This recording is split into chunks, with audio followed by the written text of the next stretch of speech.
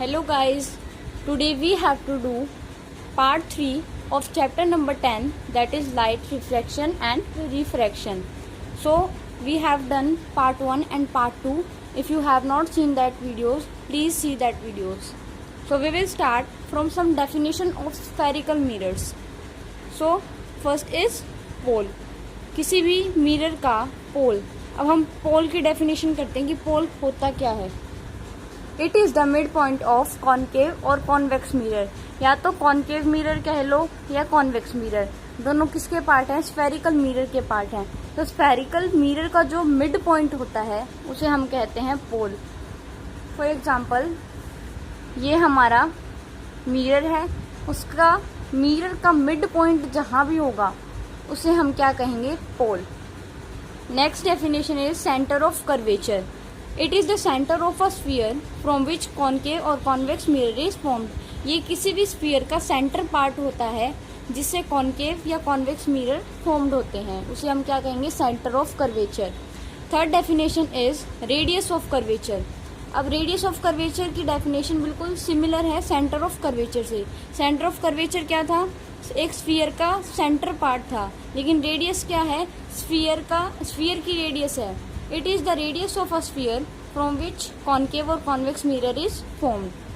Fourth definition is principal focus. It is the mid point of centre of a curvature and pole. Centre of curvature से pole तक का जो mid point है, या हम distance कह सकते हैं, हमारा मिड पॉइंट होता है, उसे क्या कहेंगे हम? Principal focus. और मिड पॉइंट किसका? वो सेंटर ऑफ कर्वेचर का और पोल का. एंड पोल फोकल लेंथ पढ़ेंगे हम. फोकल लेंथ क्या होता है? Distance between principal focus and pole of a mirror. As you can see here, focal length हम इसको बोलते हैं, distance between principal focus and पोल.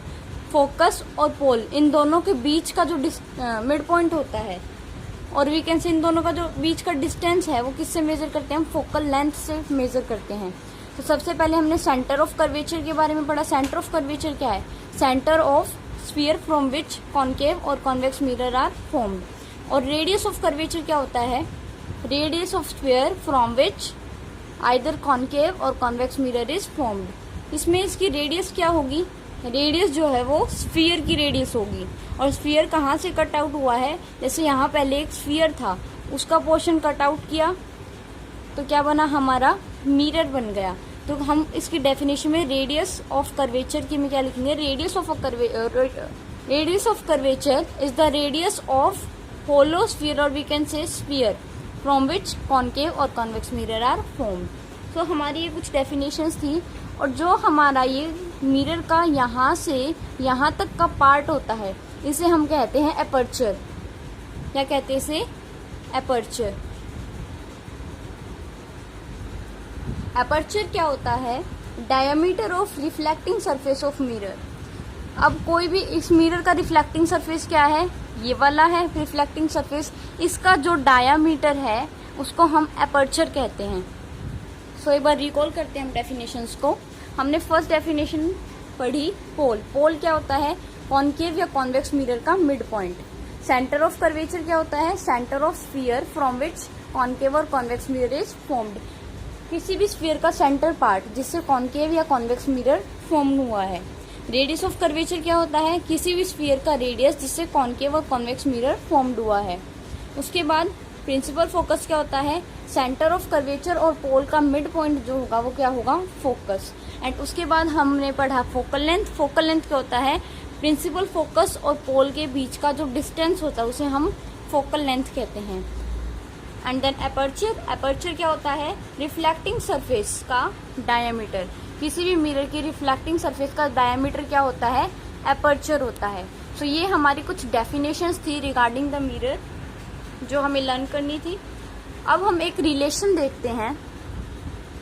सो वो रिलेशन हम लिखते हैं यहाँ. रिलेशन क्या होगा उसमें? देखो, रेडियस जो होता है वो फोकस का फोकल लेंथ का डबल होता है. जैसे कि यहाँ हम डायग्राम में देख सकते हैं, ये फोकल लेंथ है. सो ये है हमारी फोकल लेंथ का, इसको स्मॉल एफ से रिप्रेजेंट करते हैं हम. स्मॉल एफ का डबल क्या होता है, रेडियस। अब हमें फोकल लेंथ का पता करना है, तो हम कैसे करेंगे, फोकल लेंथ को हम क्या लिखेंगे कि वो रेडियस का हाफ होती है। ये एक रिलेशन है। रेडियस को कहेंगे हम कि फोकल लेंथ का डबल होती है, और फोकल लेंथ को कहेंगे कि रेडियस का हाफ होता है।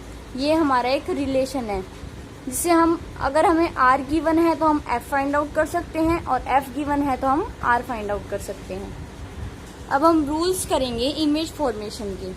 So rules for image formation. अब हमें कोई भी रे डायग्राम और वी कैन से इमेज बनाने के लिए कुछ रूल्स फॉलो करने पड़ते हैं। सो आज हम अभी उन्हीं रूल्स को पढ़ेंगे। सो सबसे पहले हम रूल्स कॉनकेव मिरर के बारे में पढ़ेंगे, और देन कॉन्वेक्स मिरर के रूल्स पढ़ेंगे। तो फर्स्ट केस करते हैं हम, फर्स्ट रूल करते हैं कॉनकेव मिरर का। जैसे कि आपको पता है कॉनकेव मिरर जो होता है इस शेप का होता है, राइट। उसका पॉलिश सरफेस आउटवर्ड है। This is our concave mirror.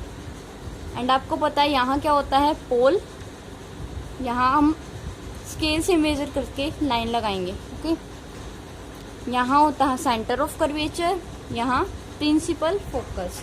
तो इसका फर्स्ट रूल क्या कहता है, अगर कोई रे ऑफ लाइट आती है और मिरर से स्ट्राइक करती है, तो वो जो रे ऑफ लाइट है वो मिरर से स्ट्राइक होकर फोकस से पास हो जाएगी। ये हमारा फर्स्ट रूल है। कोई ray of light I, mirror से स्ट्राइक हुई, मिरर से स्ट्राइक होते ही वो कहाँ से पास होगी, प्रिंसिपल फोकस से।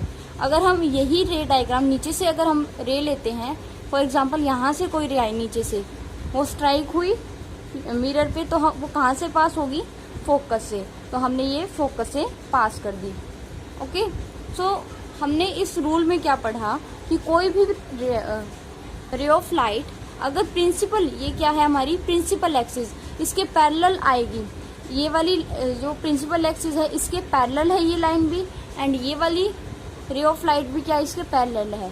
तो अगर कोई रे ऑफ लाइट इस प्रिंसिपल एक्सिस के पैरेलल आएगी, तो वो रे ऑफ लाइट आफ्टर रिफ्लेक्शन कहाँ से पास करेगी, प्रिंसिपल फोकस से पास करेगी।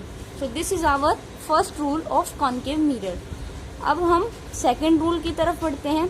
सेकेंड रूल जस्ट इसका अपोजिट है। इसके लिए भी हम क्या बनाएंगे, कॉनकेव मिरर बनाएंगे। ये हमारा कॉनकेव मिरर है, यहाँ इसका प्रिंसिपल, यहाँ centre of curvature, and here focus. अब हमने इसमें पढ़ा था फर्स्ट रूल में कि कोई रे पैरेलल आ रही है प्रिंसिपल एक्सिस के, तो फोकस से पास करेगी। इस वाले रूल में क्या है, अगर कोई रे, लाइट रे अगर कोई फोकस से पास कर रही है, फॉर एग्जाम्पल दिस रे इज पासिंग फ्रॉम फोकस, तो वो आफ्टर रिफ्लेक्शन प्रिंसिपल एक्सिस के पैरेलल चली जाएगी। कोई भी लाइट कहाँ से आई, फोकस से आई, आफ्टर रिफ्लेक्शन क्या होगी, वो पैरेलल होगी to the principal axis, okay. इसको भी हम नीचे से ले सकते हैं। फॉर एग्जाम्पल कोई रे ऑफ लाइट यहाँ से गई है, फोकस से आ रही है, और यहाँ स्ट्राइक की, स्ट्राइक करने के बाद सीधा वो क्या हो गई, पैरेलल टू प्रिंसिपल एक्सिस। यहाँ थोड़ा पजलिंग हो रही है क्योंकि हमने डबल डबल डायग्राम बनाए हैं। आप यहाँ पर सिंगल भी कर सकते हैं, सिंगल रे ऑफ डायग्राम से आप कर सकते हैं। जैसे कोई यहाँ पर प्रिंसिपल एक्सिस के पैरेलल आई रे ऑफ लाइट, और आफ्टर रिफ्लेक्शन वो फोकस से पास हो गई। इसमें क्या था, कोई भी रे ऑफ लाइट फोकस से पास हो रही है पहले से, then after reflection it will be parallel to the principal axis. This is our second rule. अब हम बढ़ते हैं थर्ड रूल की तरफ। अब हमारा थर्ड रूल कॉनकेव मिरर का ये है, अगर कोई ray of light centre of curvature से पास होती है, अगर कोई ray of light centre of curvature से ऐसे पास करती है, कोई रे ऑफ लाइट आई और यहाँ से पास हो गई, तो वो आफ्टर रिफ्लेक्शन उसी पाथ पर रिफ्लेक्ट हो जाएगी। ये हमारा थर्ड रूल है ऑफ कॉनकेव मिरर, ठीक है। कोई भी रे ऑफ लाइट जैसे सेंटर ऑफ कर्वेचर से पास हुई, आफ्टर मिरर पर रिफ्लेक्ट हुई, और रिफ्लेक्शन के बाद इसी पाथ से वापस चली गई रिफ्लेक्ट होकर। ये हमारा थर्ड रूल था। अब पढ़ते हैं फोर्थ रूल। तो हमारा फोर्थ रूल ये है, अगर कोई रे ऑफ लाइट पोल पर आई, पोल पर स्ट्राइक हुई, स्ट्राइक होने के बाद जितना एंगल वो यहाँ बनाएगी उतने ही एंगल से यहाँ पर रिफ्लेक्ट हो जाएगी। सपोज यहाँ पर 30 का एंगल है तो 30 के एंगल से ही वो रिफ्लेक्ट हो जाएगी और वापस चली जाएगी। फिर से एक बार रिवाइज करते हैं इस रूल को। कोई रे ऑफ लाइट पोल पर स्ट्राइक हुई, पोल पर स्ट्राइक होने के बाद वो जो एंगल यहाँ बनाएगी, जितना एंगल, चाहे 30 है वो 40 है, कितने का भी एंगल है वो उतना ही एंगल से रिफ्लेक्ट करेगी। ये हमारा 4th रूल है ऑफ कॉन्केव मिरर। अब हम रूल्स पढ़ेंगे कॉन्वेक्स मिरर के। सो अब हम फर्स्ट रूल पढ़ते हैं कॉन्वेक्स मिरर का। जैसे हमने कॉन्केव मिरर में 4 रूल्स पढ़े, ऐसे ही हम कॉन्वेक्स मिरर में भी 4 रूल्स पढ़ेंगे। तो हमारा फर्स्ट रूल है, अगर जैसे हमने कॉन्केव में पढ़ा था कि कोई ray of light parallel to principal axis आ रही है तो आफ्टर रिफ्लेक्शन वो फोकस से पास होगी, वही रूल हमें इसमें दिखाना है। जैसे कोई रे ऑफ लाइट यहाँ आई, आपको जैसे पता है कॉन्वेक्स मिरर में यही साइड पॉलिश्ड होती है, कोई भी रिफ्लेक्शन पार्ट है वो ये है, कोई भी रिफ्लेक्शन होगा तो इस साइड होगा। कोई भी रे ऑफ लाइट आई और वो मिरर से स्ट्राइक होकर ऊपर जाएगी, ठीक है, लेकिन वो फोकस से पास होगी ना, तो लेकिन ये रियल में तो फोकस से पास नहीं होगी। बट आपको पता है कि कॉन्वेक्स मिरर में वर्चुअल इमेजेस होती हैं, सो ये हम डॉटेड लाइन से शो करेंगे कि दैट ये फोकस से पास हो रही है। सो हमने ऐसे दिखाया कि फोकस से पास हो रही है। कोई भी ray of light I, after reflection it will pass from focus. यही रूल हमने किस में दिखा दिया, कॉन्वेक्स मिरर में दिखा दिया। यही अगर हम नीचे से दिखाना चाहें, दैट कोई भी ray of light I, after reflection वो कहाँ से पास करेगी, प्रिंसिपल फोकस से। जो हमारा कॉन्केव मिरर में रूल था वही क्या है, कॉन्वेक्स मिरर का फर्स्ट रूल, बट थोड़ा सा चेंज है उसमें। ओके, अब हम सेकंड रूल की तरफ बढ़ते हैं। सेकंड रूल जो है कॉन्वेक्स मिरर का जस्ट इसका अपोजिट है। जैसे कि कॉन्केव मिरर में सेकंड रूल फर्स्ट रूल का अपोजिट था, और वो क्या था कि कोई भी रे ऑफ लाइट है वो फोकस से पास कर रही है। रे ऑफ लाइट कहाँ से पास कर रही है, फोकस से पास कर रही है। देन आफ्टर रिफ्लेक्शन वो कहाँ से पास हो, वो प्रिंसिपल एक्सिस के पैरेलल हो जाएगी। जैसे यहाँ से पास की, अब स्ट्राइक होकर ये अपनी इमेज, अपनी रे ऑफ लाइट रिफ्लेक्ट करेगी और प्रिंसिपल एक्सिस के पैरेलल हो जाएगी। लेकिन इसको हम डॉटेड लाइन से शो नहीं करेंगे क्योंकि ये हमारी स्क्रीन है, यहाँ हमें वर्चुअल इमेजेस मिलती है बट यहाँ हमारी ओरिजिनल होती है। तो हम यहाँ क्या दिखाएंगे, विदाउट डॉटेड लाइन। ओके, तो यहाँ से ये पास हो जाएंगी और ये उधर चली जाएगी। सो सेकंड रूल जो बिल्कुल जस्ट अपोजिट है कि कोई भी रे ऑफ लाइट फोकस से पहले से पास कर रही है तो आफ्टर रिफ्लेक्शन वो कहाँ से क्या होगा, उसका प्रिंसिपल एक्सिस के पैरेलल हो जाएगी और आप इसको आगे भी मूव कर देंगे। अब ये हमारी प्रिंसिपल एक्सिस इसके पैरेलल हो गई है। सो अब हम करेंगे थर्ड रूल। थर्ड रूल क्या है कि कोई भी रे ऑफ लाइट आएगी, सेंटर ऑफ कर्वेचर तक जाएगी। कोई भी रे ऑफ लाइट आई और सेंटर ऑफ कर्वेचर तक गई। ओके, और जिस पाथ से वो आई है उसी से रिट्रेस हो जाएगी, यानी उसी से वापस चली जाएगी। यही हमने कॉन्केव मिरर के केस में पढ़ा था और यही हमने कॉन्वेक्स मिरर के केस में भी पढ़ा है। कोई भी ray of light centre of curvature पर आई और वहीं से मूव ऑन कर गई। अब फोर्थ जो हम केस पढ़ेंगे उसमें क्या है कि कोई भी रे ऑफ लाइट पोल पर स्ट्राइक करेगी। यहाँ से आएगी रे ऑफ लाइट तो पोल पर स्ट्राइक करती है, वो यहाँ से आई और हमने पोल को भी थोड़ा आगे बढ़ा लिया तो यहाँ जितना एंगल बनाएगी वो यहाँ पर भी उतना ही एंगल बनाएगी, जैसे हमने कॉन्केव मिरर के केस में पढ़ा था। तो यहाँ से ये क्या कर जाएगी, रिफ्लेक्ट कर जाएगी। ओके, ये हमारा एंगल आई है और ये एंगल आर। तो ये हमारे 4 केसेस थे कॉन्वेक्स मिरर के। कॉन्वेक्स मिरर के एक बार रूल्स हम रिवाइज कर लेते हैं। फर्स्ट रूल क्या कहता है, अगर कोई भी ray of light parallel to principal axis आती है तो वो आफ्टर रिफ्लेक्शन कहाँ से पास करती है, फोकस से। एंड सेकंड रूल क्या कहता है, अगर कोई रे ऑफ लाइट फोकस से पास होती है, फोकस पे है, अगर कोई रे ऑफ लाइट फोकस पर है और आफ्टर रिफ्लेक्शन फोकस से कहाँ जाएगी, parallel to principal axis reflect हो जाएगी। देन थर्ड रूल क्या पढ़ा, कोई भी ray of light centre of curvature पर आएगी एंड उसी पाथ से वो वहाँ से रिफ्लेक्ट हो जाएगी।